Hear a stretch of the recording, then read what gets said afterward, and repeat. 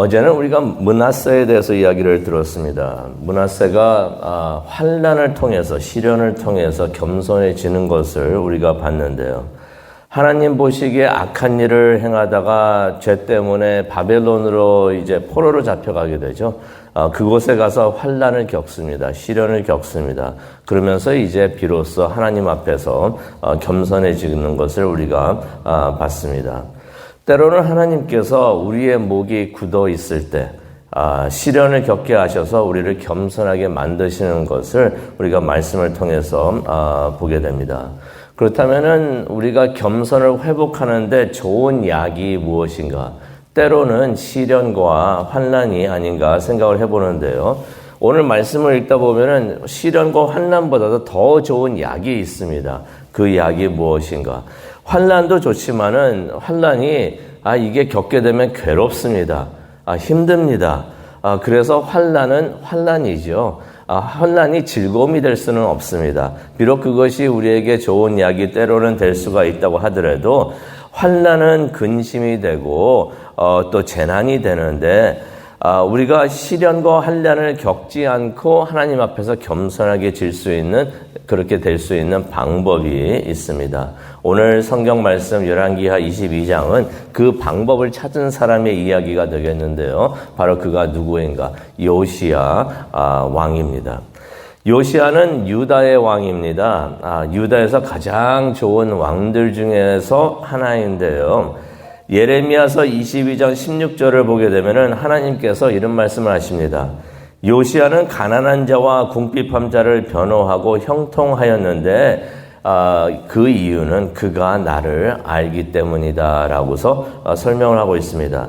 요시야는 하나님을 알았던 사람입니다. 그런 좋은 왕이었는데요.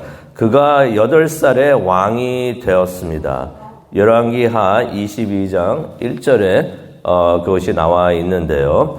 31년간 통치를 했다는 말씀이 나와 있습니다. 8살에 왕이 되어가지고 31년간 통치를 했던 것입니다. 그런 좋은 왕이었는데요. 하나님 보시기에 올바른 일을 했다는 말씀이 2절에 나옵니다. 다윗을 모델 삼아가지고 살았던 사람인데 좌우로 치우치지 않고 2절에 보니까요. 좌우로 치우치지 않았다는 말씀이 2절에 나옵니다.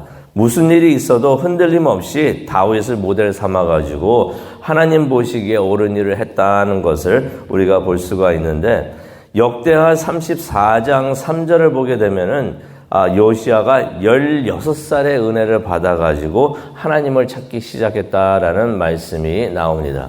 16살이라는 것은 무엇을 의미합니까? 청소년이죠. 청소년 때 은혜를 받아가지고 하나님을 찾기 시작을 했다는 것입니다. 그래가지고 4년 동안 영적으로 이제 준비를 하는데요. 그래가지고 20살에 이제 종교 개혁을 시작을 합니다. 그래가지고 역대하 34장 3절에도 보게 되면은 유다와 예루살렘을 정결하게 했다라는 말씀이 나옵니다. 그래가지고 산당들과 우상들을 제거해 버렸고요. 또 바알의 제단들을 헐었다라는 말씀을 우리가 성경을 통해서 보게 됩니다. 그래가지고 유다와 성전을 하나님의 성전을 정결하게 하는 것을 이제 마치게 되는데요. 그 마치게 되는 게 언제인가? 26살에 그것을 마칩니다. 16살의 은혜를 받아가지고 4년 동안 영적으로 잘 준비를 합니다. 그래서 20살에 유다와 성전을 정결하게 하고 그래서 26살에 이제 그 모든 것을 마쳤는데 그렇게 26살에 모든 걸 마쳤을 때 요시야가 무슨 일을 하는가? 하나님의 성전을 수리하는 것을 이제 시작을 합니다. 그게 오늘 읽은 말씀 열왕기하 22장 3절과 그 이후에 있는 말씀이 되겠는데요.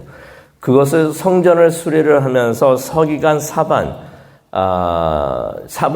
서기관이라는 것은 이제 요즘으로 표현을 한다면 국무장관급이 되는데요. 그 사람을 보내가지고 성전을 수리를 하는 것을 우리가 보게 됩니다. 그러면서 이제 요시야가 성전을 수리하는 방법을 자세하게 설명을 하는데요. 어떻게 하는가? 그것을 위해서 성전 수리를 위해서 이제 모금을 하게 했었는데요. 그 모금한 것이 다 이제 모아졌던 것입니다. 그래서 4절을 보니까 그것을 결산을 하라고 합니다. 그러면서 그 모아졌던 돈을, 헌금을 성전 일을 돌보는 감독관들에게 넘겨주라고 합니다. 그럼 그 감독관들은 어떻게 하는가? 그 돈을 사용을 해가지고 일꾼들에게 보수로 주어가지고 성전에 부서진 곳을 보수하도록 하라라는 것을 우리가 5절을 통해서 보게 됩니다. 그래서 성전 보수는요, 어떻게 이루어졌는가? 특별 헌금, 건축 헌금을 했다는 것입니다. 그래가지고 건축 헌금을 한 다음에 그것을 일꾼들에게 페이를 했다는 것입니다. 그래가지고 목수나 건축가나 미장공들에게 페이를 했다는 것을 우리가 6절을 통해서 보게 됩니다. 성전을 건축을 하면서 그냥 뭐 페이도 안 하고 사람들에게 일을 맡기는 것이 아니라 성전을 위해서 일한 사람들에게 반드시 페이를 하게 하고 또 그것을 위해서 특별 건축 헌금을 하게 했다는 것입니다. 그러면서 7절에 보니까 모든 사람들이 정직하게 일을 할 것이니까 회개할 필요가 없다라고 말씀을 하십니다. 그래서 이렇게 성전을 건축을 하고 수리를 하고 있었는데요. 8절에 보니까 율법책을 발견하게 됩니다. 여기서 말하는 율법책이라는 것은 아마 신명기나 모세 오경을 뜻하는 것 같은데요.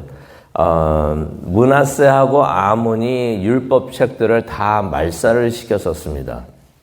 그랬었는데 한 권이 남아 있었던 것 같습니다. 그래서 그것을 대제사장이 그것을 이제 발견을 하고서 그것을 이제 서기관 사반에게 주었던 것이에요. 그래서 사반이 그것을 읽어보니까 너무나 중요한 하나님의 말씀이고 율법책이었기 때문에 사반이 이제 요시야 왕에게 가서 그것을 보고를 합니다. 그러면서 10절에 보니까 그 율법책을 요시야 왕 앞에서 읽었다라는 말씀이 나오는데 이것이 요시야에게는 얼마나 감격된 일이었는가 우리가 한번 짐작을 할 수가 있을 것 같아요. 요시야는 어떤 사람이었습니까? 하나님을 찾았던 사람이에요. 하나님을 찾았으니까 하나님의 음성을 듣기를 원했는데 그 하나님의 음성을 성경책으로 율법책을 통해서 모세 오경을 통해서 하나님의 말씀을 들었던 것입니다. 그러니 요시야가 그 말씀을 들으면서 얼마나 감격을 했었을까. 11절에 나오죠. 말씀을 들은 요시야가 자신의 옷을 찢었다라는 말씀이 나옵니다.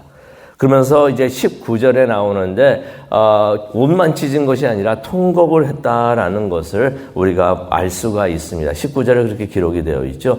회개를 한 것을 우리가 보게 됩니다.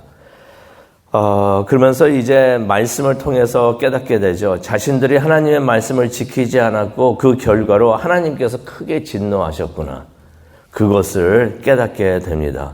그러면서 이제 하나님께 이제는 무엇을 우리가 해야 되는지 하나님께 그것을 여쭤보는데요. 그래서 하나님께서 선지자 훌다, 여자였습니다. 여선지자였는데 훌다를 통해서 하나님께서 말씀을 하십니다. 그러면서 이제 말씀에 기록된 대로 하나님께서 유다에게 재앙을 내리시겠다라는 말씀을 하시는데요. 그러면서 이제 19절에 나오죠. 유다가 저주를 받아가지고 폐허가 될 것이다. 그 이유는 무엇이었습니까?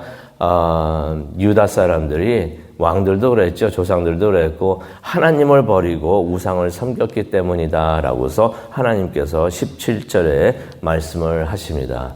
그래서 결국 유다가 망하게 되고 바벨론으로 이렇게 포로로 잡혀가고 그 다음에 예루살렘은 폐허가 되는 것을 우리가 하나님의 말씀을 통해서 보게 되고 하나님께서 그렇게 선포하신 대로 그대로 이루신다는 것을 듣게 됩니다. 요시야가 그 말씀을 들은 다음에 옷을 찢으면서 통곡을 하면서 회개를 했던 것입니다. 그런데 하나님께서 요시야 왕에게만은 자비를 베푸십니다. 20절에 나오죠. 그가 재앙을 보지 않고 평화롭게 죽게 될 것이다 라고 말씀을 하시는데 그 이유가 무엇입니까? 그가 하나님의 말씀을 듣고 응답하여 주 앞에서 겸손해지고 회개했기 때문이다 라는 말씀을 19절에 하십니다. 참 중요한 말씀을 하시죠. 하나님께서 말씀을 주시는데 그 말씀에 응답을 했다는 것입니다. 하나님의 말씀에 응답하는 것이 참 중요한 것을 우리가 알게 되는데 오늘 이 말씀을 생각을 하면서 기도하는 시간을 가지려고 합니다. 성경은 하나님의 말씀이 됩니다. 그래서 우리가 성경을 읽고 묵상하고 또 설교는 성경의 말씀을 풀어주는 것이 되겠는데 그것을 통해서 하나님의 음성을 우리가 듣기를 원합니다. 듣는 목적이 있죠. 듣는 하나님의 말씀에 우리가 응답하기를 원합니다. 응답해서 하나님 앞에서 겸손해지기를 원하는데 하나님 앞에서 겸손해지는 방법은 성경을 통해서 우리가 듣습니다. 여러 방법이 있는데 하나님의 말씀을 통해서 겸손해지는 것이 가장 좋은 방법이 아닌가 생각을 해봅니다. 요시아가 그 방법을 통해서 하나님 앞에서 겸손해지고 하나님의 크신 은혜와 자비를 체험을 했는데 우리도 그런 축복이 있게 하여 주시옵소서.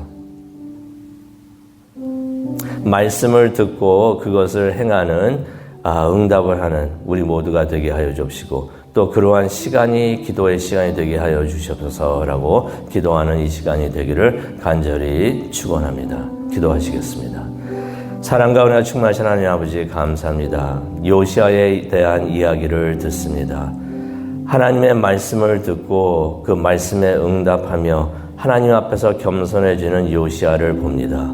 우리도 그러할 수 있는 은혜가 있게 하나님 도와주시옵소서. 기도를 하면서 하나님 앞에 나가고 하나님 앞에서 겸손해지는 우리 모두가 될 수 있도록 하나님 축복하여 주시옵소서. 이 모든 말씀 예수님의 이름으로 기도합니다. 아멘.